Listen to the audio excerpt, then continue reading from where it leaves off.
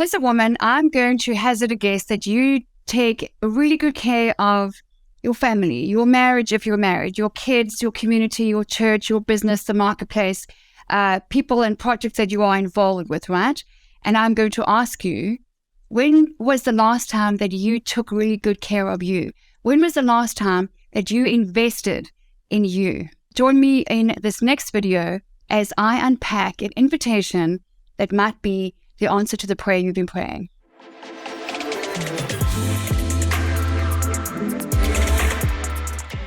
So, talking about prayer, it is biblical to prioritize yourself. Did you know that? If you are a woman of faith, as I am, then it says, love your neighbor as yourself. This is my favorite topic on the planet. I'm going to dip into like a drop in the ocean right now. We're not going to get into that, but from a biblical perspective, it says love your neighbor as yourself, which means what? You need to love yourself well in order to love your neighbors well. Who are your neighbors? Your husband, your kids, your siblings, your family, extended family, your colleagues, your community, your church, etc.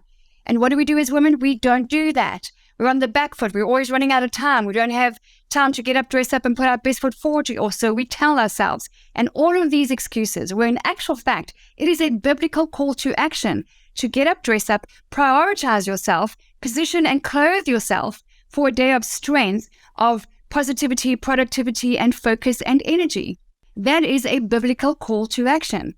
And that means investing in yourself. It is akin to when they say when you're traveling and you're flying, you're on an airplane, they say when something goes wrong, heaven forbid, you're going to crash land, and they say, put your mask on before you help others. There's a reason for that. The wisdom and the concept behind that is you need to strengthen and position yourself first if you are going to be better able to strengthen and help others. This gets me straight into point number 2, which is one of my favorite people on the planet, and I hope one day for the privilege of meeting him, and that is the great Tony Robbins. I have been a student of his for a long time, and even Tony Robbins, in fact, I think he's the only specialist in his field, and his field is people, business, the marketplace, communication, leadership, etc., finance, but he talks about the science of, and he provides the science behind when you change your physical state, you change your emotional state.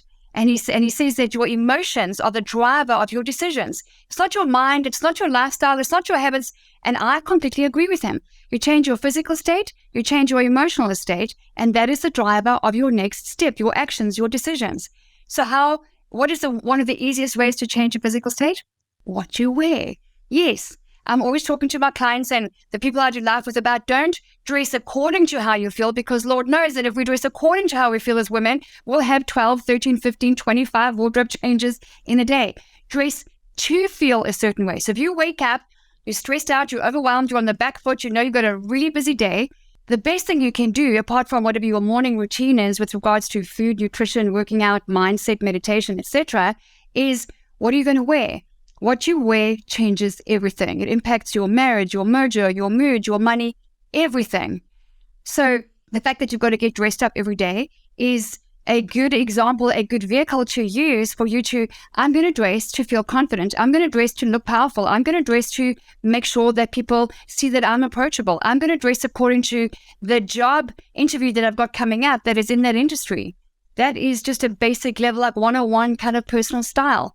So step number 2 is get up, dress up, and as Tony Robbins says, change your physical state. Working out is a big part of that, and we all work really hard to be consistent at that, right? So working out, moving is a big part of that.